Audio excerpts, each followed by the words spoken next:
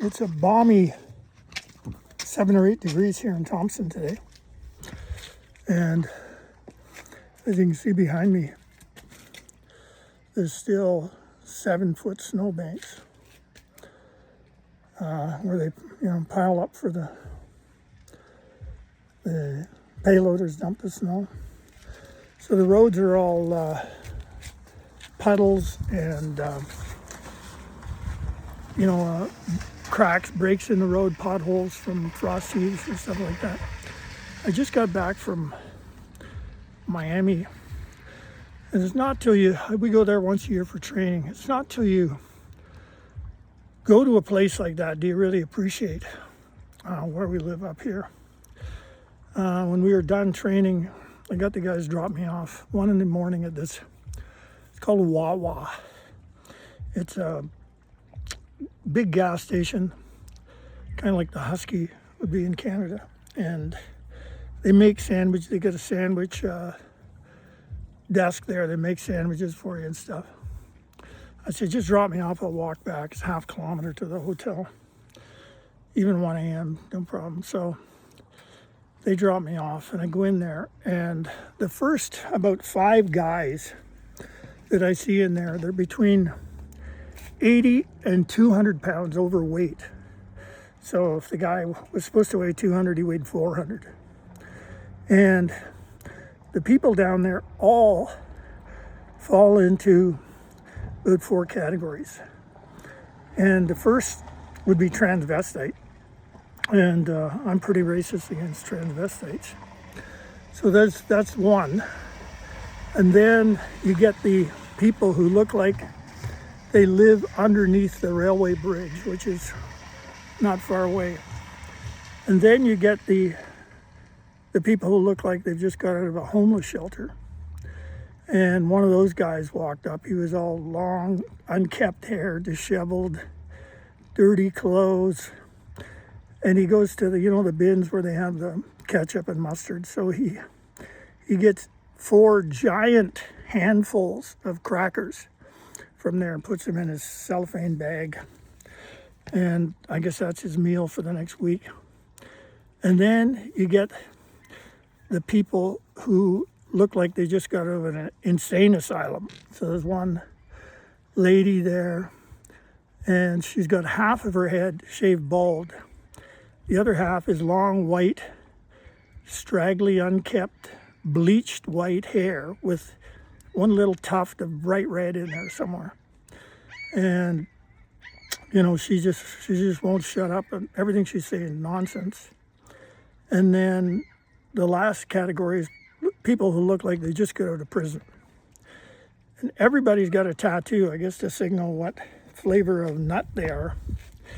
And this is not far from your buddy Donald Trump's place in Mar-a-Lago. So I was in West Palm, so Mar-a-Lago is in West Palm.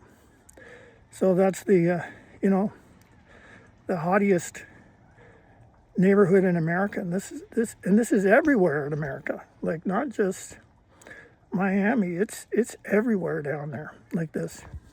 So when you get back home, it's kind of kind of comforting. And I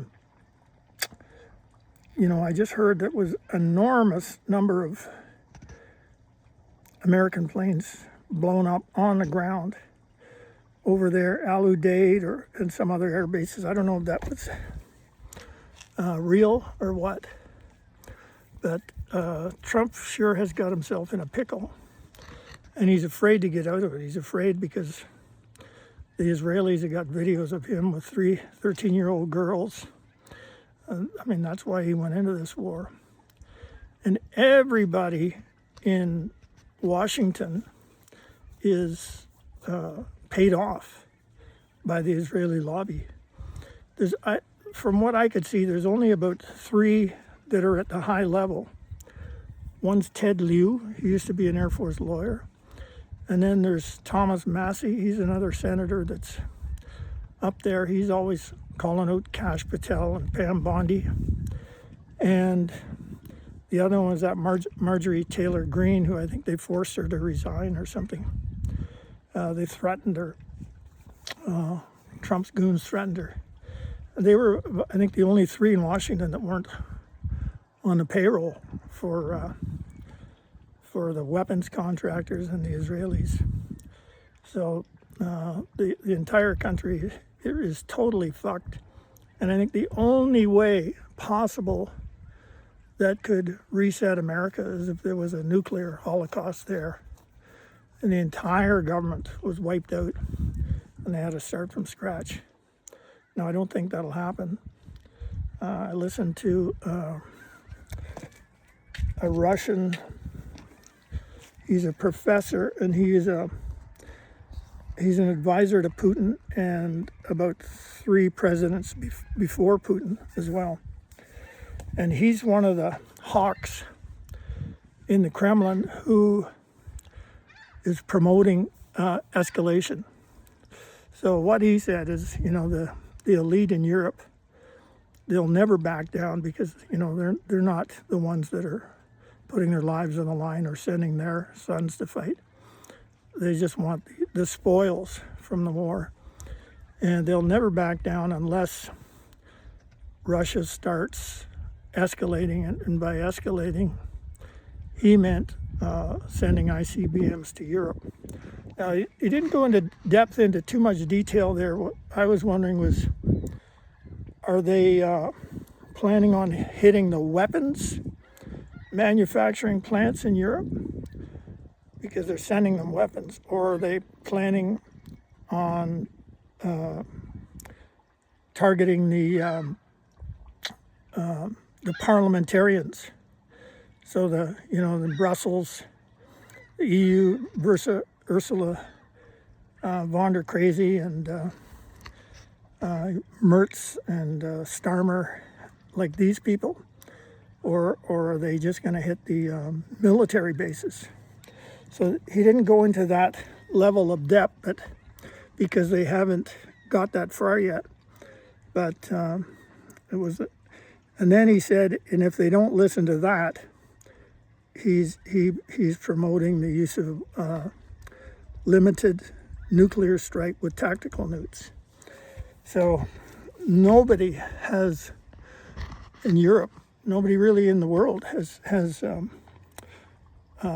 missiles like Russia has. They've got that Sarmat. I think it's got about 12 independently targeted warheads in the NOSCOM, and they've got that other one that they used about, was it 2 years ago now in Ukraine, that it didn't even have explosive warheads in it. It was just approaching at Mach 10, and the speed and the kinetic energy of it destroyed everything.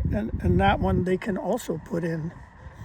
That one had 36 separate warheads.